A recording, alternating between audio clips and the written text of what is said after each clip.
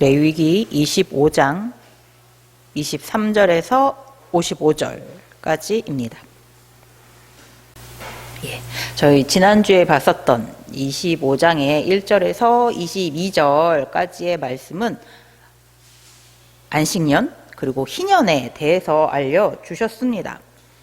하나님께서 이스라엘 자손에게 이제 앞으로 약속의 땅 가나안 땅에 들어가게 되면은 그 땅에서 이제 경작하고 살다가 7년째 되는 해가 되면은 그 땅도 하나님께 안식하라라고 하셨어요. 그래서 땅이 안식에 들어간다 할지라도 하나님께서는 이제 이스라엘 자손이 이제 굶지 않도록 먹을 것을 풍성히 채워 주신다고 약속하셨습니다. 그리고 또한 이제 땅을 잃은 자가 있다면 50년 되는 해, 그때가 이제 희년이 되어서 자유를 다시 회복하게 된다.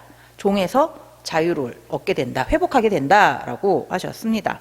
하나님이 주신 그 기업의 땅으로 다시 돌아갈 수 있게, 다시 그 땅을 돌려받아서 그 땅에서 다시 경작하면서 살 수 있게 된다라고 하셨습니다.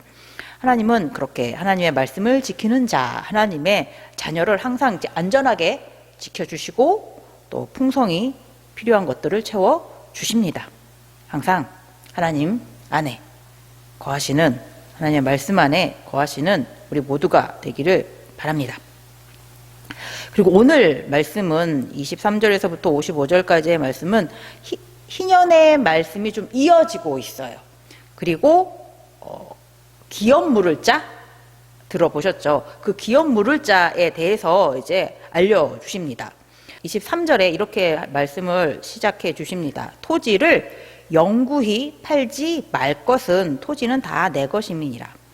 하나님께서 이스라엘 자손들이 가나안 땅에 들어가게 돼가지고 각 지파별로 분배해 주시는 그 토지, 그 땅은 영구히 누구에겐가 팔 수 없다라고 말씀하시는 거예요.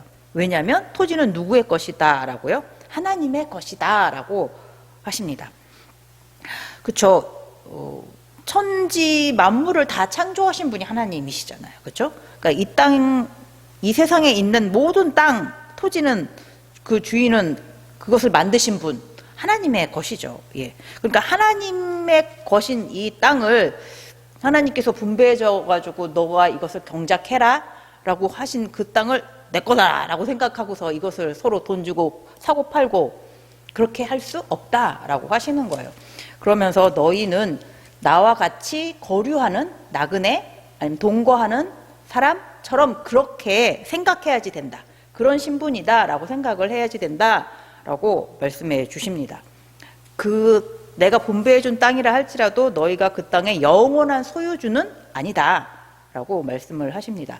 그러면서 24절에는 너희의 기업의 온 땅에서 그 토지 무르기를 허락할지니, 그러면서 이 토지를 물을 자가 있어야지 된다. 너에게 기업으로 준 그 토지를 물을 수 있는 자, 기업을 물을 자가 필요하다라고 말씀을 하시는 거예요. 그러니까 이스라엘 형제 가운데 이제 이스라엘 지파, 이스라엘 자손들에게만 그 가나안 땅을 분배해 줬으니까요. 그것을 받은 이스라엘 자손 중에 누군가가 이제 너무 가난해졌어요. 그래서 그 땅을 팔 수 있을 경우가 되는 거죠. 하나님께서 틀림없이 그 땅을 영구히 팔지 말라고 했는데 어찌어찌 하다 보니까 팔아야지 되는 그런 상황이 있을 수도 있죠. 그럴 때 그 땅이 영원히 그 다른 사람에게 넘어가면 안 되기 때문에 그 토지를 무른다는 거 이거죠. 다시 되돌리는 거잖아요.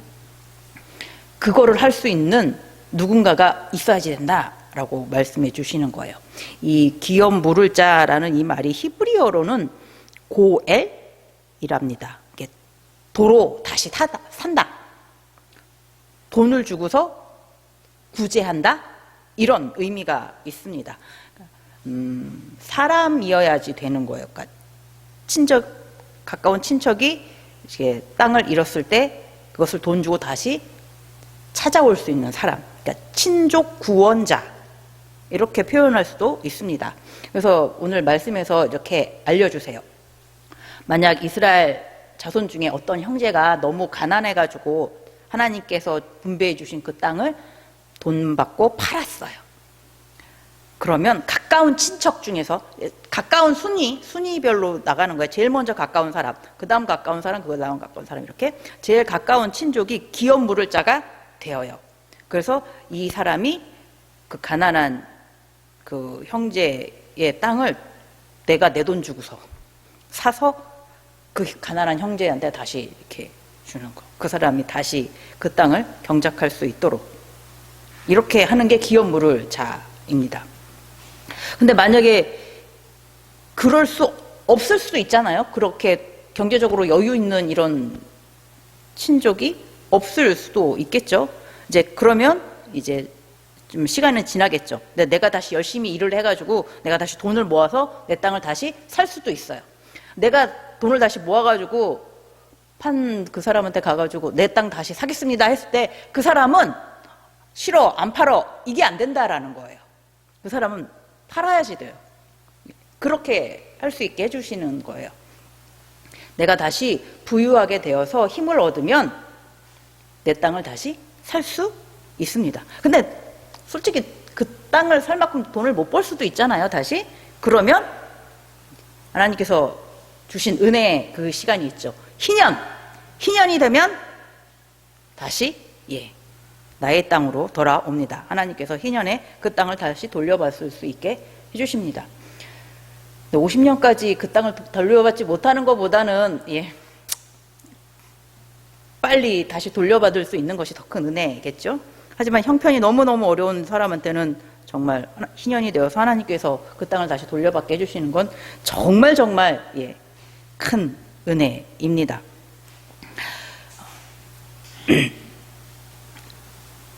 희년은 이렇게 잃어버린 땅도 하나님께서 다시 돌려주시는 것이고 종되었던 자가 다시 자유인이 될 수 있게 해주시는 너무너무나 은혜로운 시간입니다. 자, 그러면서 이제 땅일 경우는 방금 이렇게 알려주셨는데 집일 경우에는 어떻게 되느냐라고 또 알려주시는 부분이 있어요.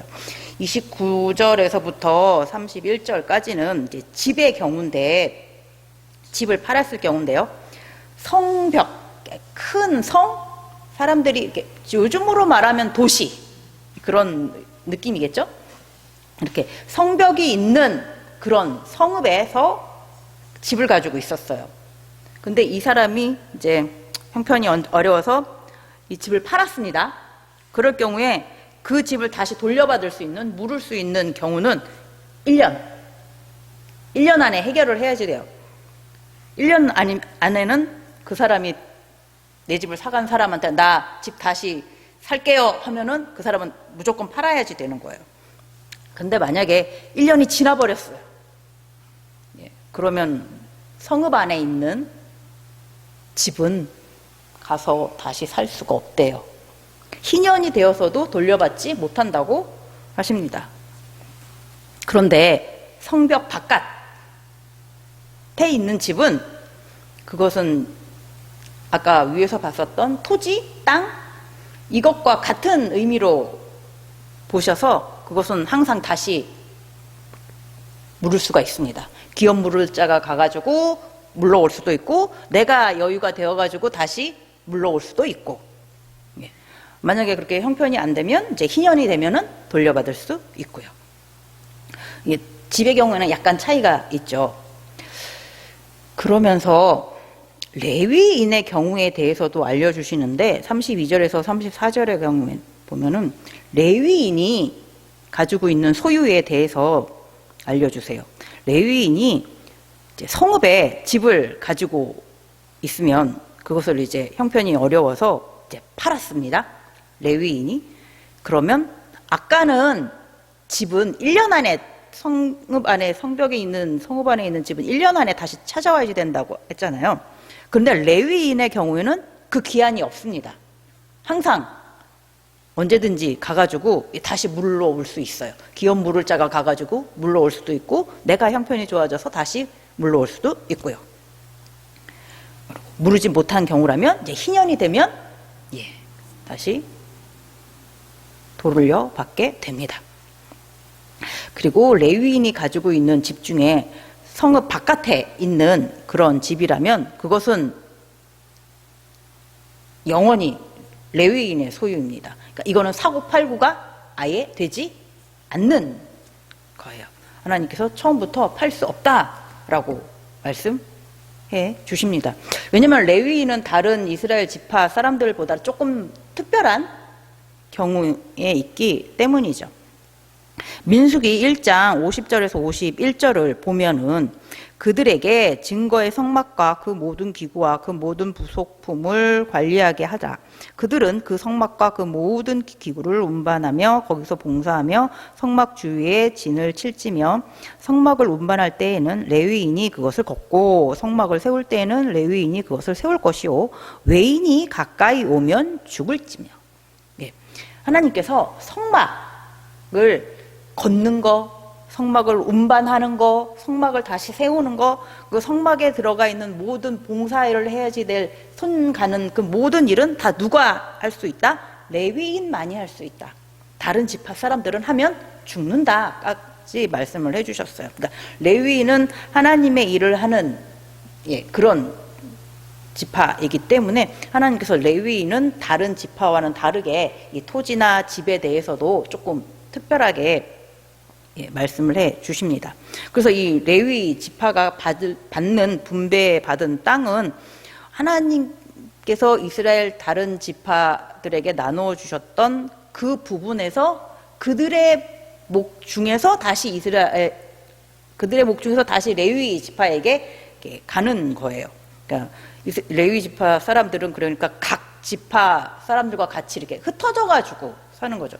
각 지파는 자기 지파별로 이렇게 땅을 분배받았다면 레위 지파는 유다 지파에도 있고 단 지파에도 있고 뭐 므낫세 지파에게도 있고 이렇게 다 있어요. 거기서 그들이 준 성읍에서 살고 거기서 그들이 준 땅에서 자기가 가지고 있는 뭐 가축도 기르고 거기서 농작물도 조금씩 길러가면서 먹고 이제 살 수 있는 그런 상황이 레위인입니다. 그렇기 때문에 레위인은 하나님께서 항상 안전하게 평안하게 살 수 있도록 지켜주십니다. 그래서 함부로 레위인의 소유를 사고 팔지 못하게 하나님께서 해주셨습니다. 35절의 말씀을 보면은 이스라엘 형제가 이스라엘 자손 형제 중에 가난하게 된 사람이 있다. 그러면 너희는 그를 잘 보살펴야지 된다라고 말씀해 주세요. 그렇죠. 하나님께서 분배해 준 땅이 있지만 뭐 어떻게 살다 보니까 가난해질 수도 있겠죠. 그렇게 가난해진 형제가 있다면 너희는 그들을 거류민을 맞이하는 것처럼 나그네가 너희 집에 왔을 때 너희가 나그네를 대하는 것처럼 환대해 주어야지 된다. 너희와 같이 잠깐 살고 있는 동거인을 너희가 보살펴 주는 것처럼 그 가난한 너희의 형제를 너희는 보살펴 주어야지 된다. 라고 얘기하세요. 그 가난한 형제에게 돈을 만약에 빌려준다 하면은 얼마의 이자를 쳐서 다시 돌려줘? 그러면 안 된다. 이자 생각하지 말고 빌려줘라. 그에게 양식을 이렇게 빌려주는 거라면 나중에 뭐 더 붙여가지고 주겠지? 라고 생각하지 말고 그냥 먹을 것을 빌려주라. 라고. 아무런 이익이나 이자를 받을 생각 없이 도와주어라. 라고 말씀하세요. 가난한 형제를 이제 불쌍하게 여기는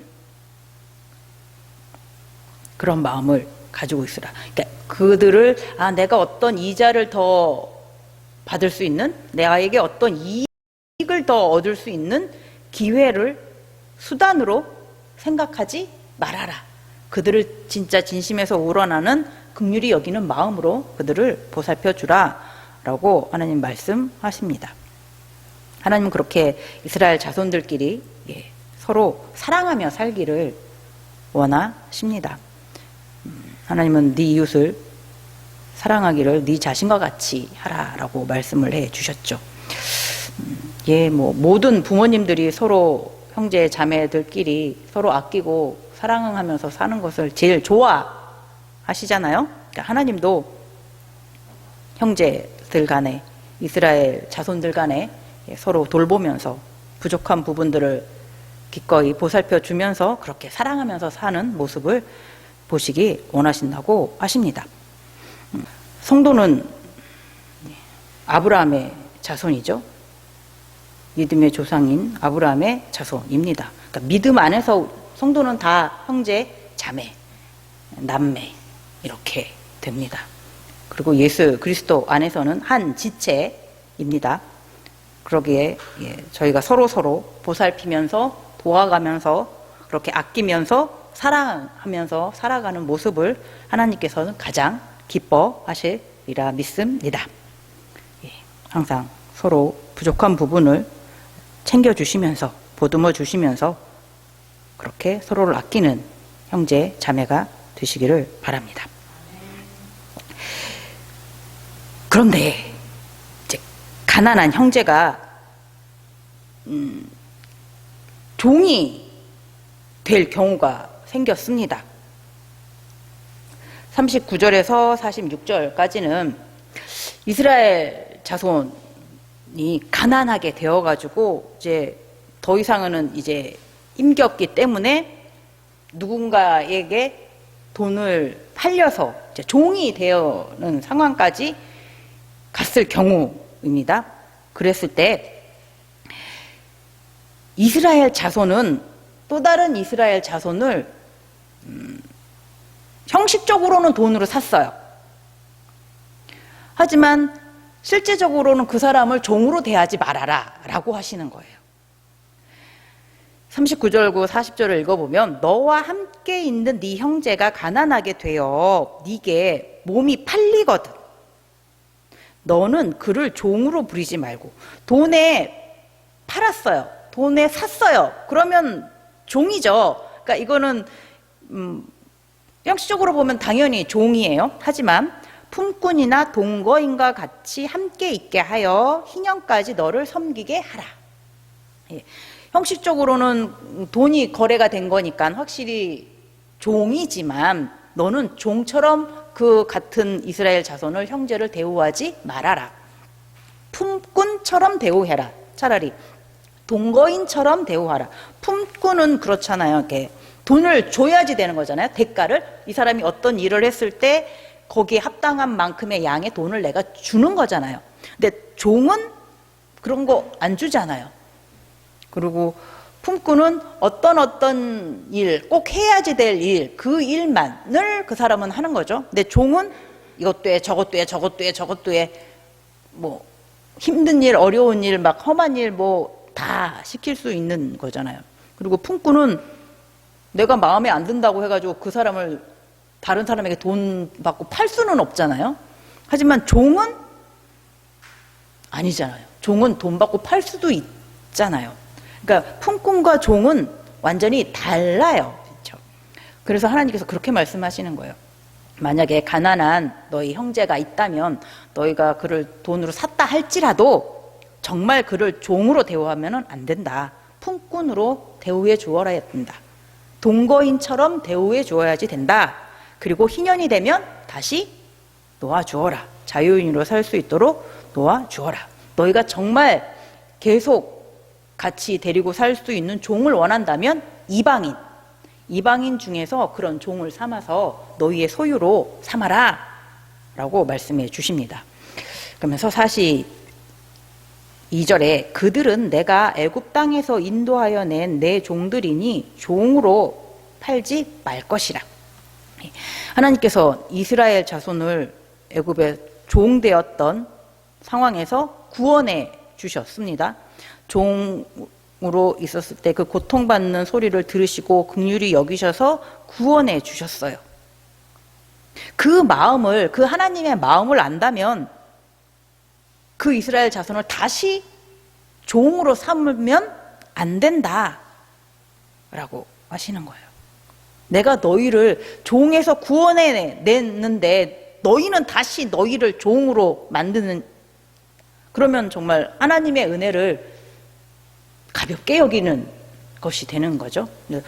그렇게 너희 자손을, 내가 종에서 구원해낸 이스라엘 자손을 너희 스스로 종으로 만들지 말아라 라고 하세요. 참, 그런데 이 가난한 이스라엘 자손이 이제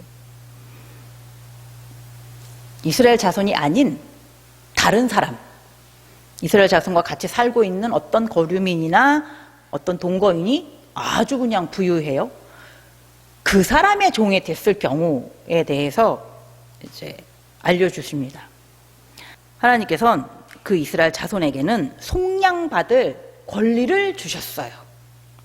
속량받는다는 것이 아까 저희가 미리 봤었던 돈을 주고 구제하는 것과 똑같잖아요.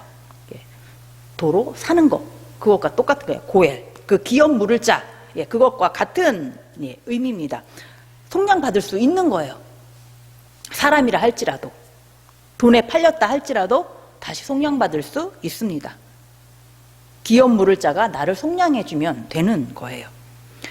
어떤 사람이 나의 기업 물을 자가 되어주자면 제일 가까운 형제, 형제가 만약에 없거나 형제가 형편이 안 좋으면 이제 그 다음 이제 뭐 삼촌, 여기 말씀해 보면은 삼촌의 아들, 그 다음에는 이제 같은 살부치, 그러니까 친척들, 가까운 친척, 조금 먼 이렇게 되는 거죠. 그렇게 친족에 의해서 기업 물을 자가 나를 속량해 줄 수 있어요. 아니면 내가 돈을 많이 벌어가지고 다시 그 사람에게 돈을 갚던가. 그러니까 이게 속량이 필요합니다. 속량은 돈을 다시 주는 거잖아요. 돈을 정확한 양의 계산을 해서 돈을 지불해 줘야지 되는 거죠. 그러니까 계산을 잘 해야지 된다라고 말씀해 주세요. 기준은 희년에서부터 얼마간 일했느냐, 희년까지 얼마 남았느냐, 그 날짜를 잘 계산해 가지고 속량을 제대로 해야지 된다. 그 값을 잘 치러야지 된다라고 말씀해 주십니다. 그러면서도 그 주인은 이 이스라엘 자손을 돈으로 산 그 거류민, 돈 많은 거류민이나 그 동거인은 이 이스라엘 자손도 아까 같은 이스라엘 자손은 아예 종을 생각하지 말라 한 것처럼 그 거류민도 동거인도 돈을 주고 산 이 가난한 이스라엘 자손을 함부로 대하지는 말라라고 하세요.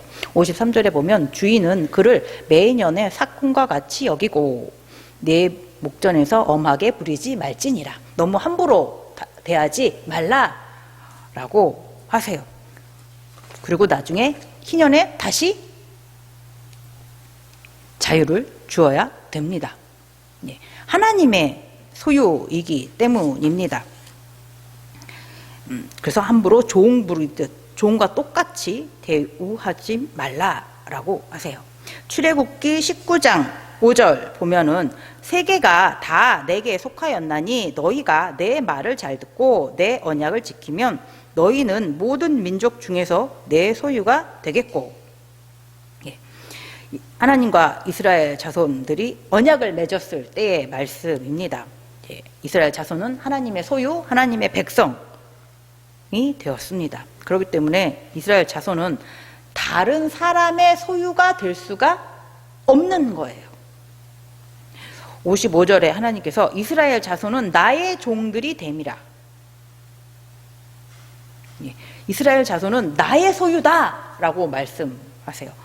그러니까 다른 사람들이 이 이스라엘 자손을 사고 팔고 해서 자기의 것이다라고 말할 수 없다. 사람의 종이 될 수 없다. 그렇기 때문에 뭐 돈을 주고 샀다 할지라도 품꾼처럼 사꾼처럼 그렇게 정당한 대가를 주는 그런 대우를 해줘야지 된다라고 말씀을 하십니다. 정말 종처럼 생각하고서 대우하거나 종처럼 진짜 또 다른 사람에게 사고 팔고 그렇게 할 수 없다.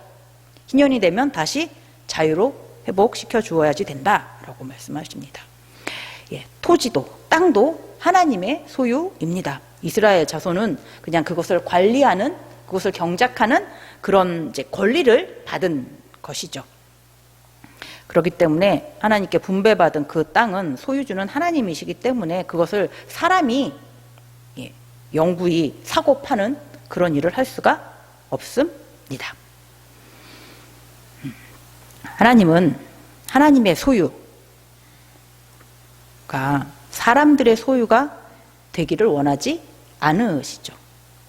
아니죠. 하나님의 소유를 사람이 자기 것으로 가져간다? 자기 것이다 라고 말한다? 그것은 어떻게 보면 하나님을 무시하는 거죠. 예. 하나님의 능력을 가볍게 여기는 것과 같습니다. 하나님의 것을 내 것으로 할 수 있다라는 것이 되는 거죠. 그러니까 하나님은 하나님의 소유를 항상 하나님의 자리로, 하나님의 것으로, 하나님의 안으로 다시 되돌아올 수 있도록 하셨어요.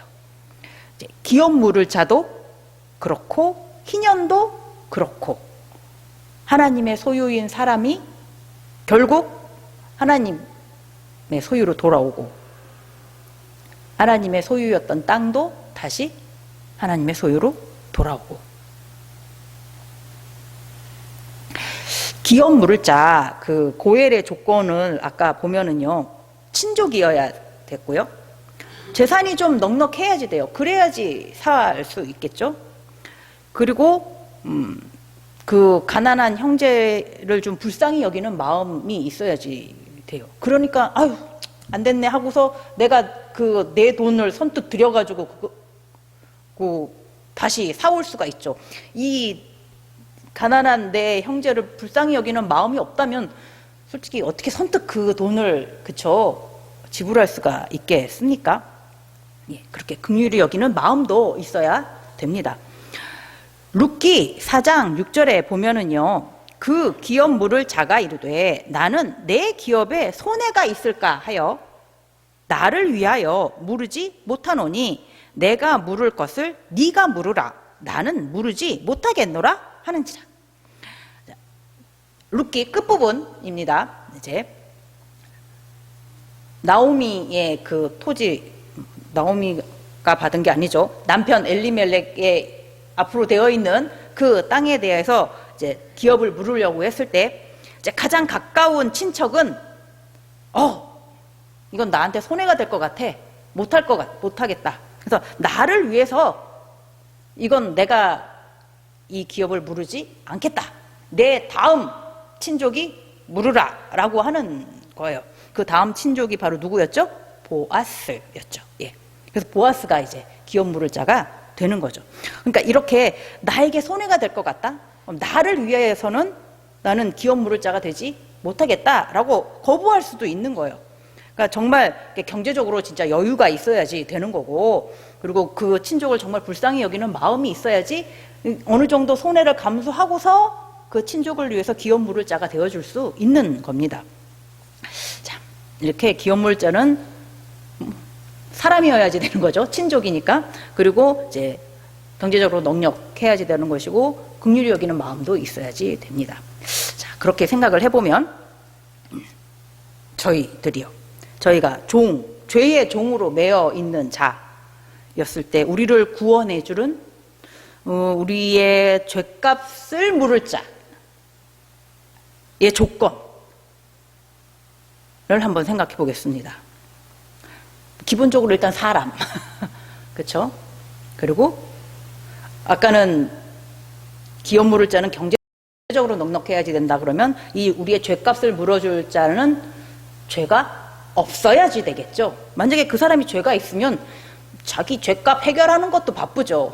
어떻게 언제 우리 죄값을 해결해 줄 수가 있겠습니까? 그렇죠? 그러니까 우리의 죄값을 물을 자라면은 사람이어야지 되고 죄는 없어야지 되고 세 번째 죄에 종되어 매여 있는 우리를 참 불쌍히 여겨야지 되겠죠.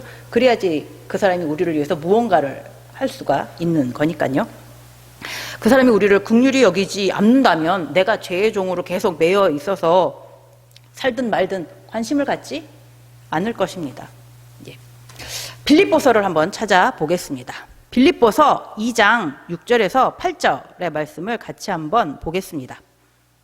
그는 근본 하나님의 본체시나 하나님과 동등됨을 취할 것으로 여기지 아니하시고 오히려 자기를 비워 종의 형체를 가지사 사람들과 같이 되셨고 사람의 모양으로 나타나사 자기를 낮추시고 죽기까지 복종하셨으니 곧 십자가에 죽으심이라. 아멘. 예수님은 근본 하나님이시죠. 거룩하신 분이시죠. 죄가 없으십니다. 그런데 사람으로 이 땅에 오셨어요. 죄인은 그 죄의 값으로 죽어야 되는 거죠. 그런데 예수님께서 우리의 죄를 대신해서 십자가에서 죽으셨습니다. 예수님의 그 생명으로 죄에 매여 있던 우리가 속량을 받게 되었습니다. 그래서 우리의 고엘, 우리의 기업 물을 자가 되어 주셨습니다. 예수님께서 우리의 기업 물을 자이십니다. 하나님께서 예수님을 우리의 기업 물을 자로 보내주셨습니다.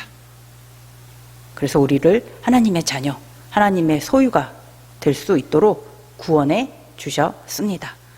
우리가 자유인으로 살 수 있도록 해 주셨습니다. 예수 그리스도 안에서만 우리는 하나님의 자녀로 살 수 있습니다. 천국 백성으로 살 수 있습니다. 자유인으로 살 수 있습니다.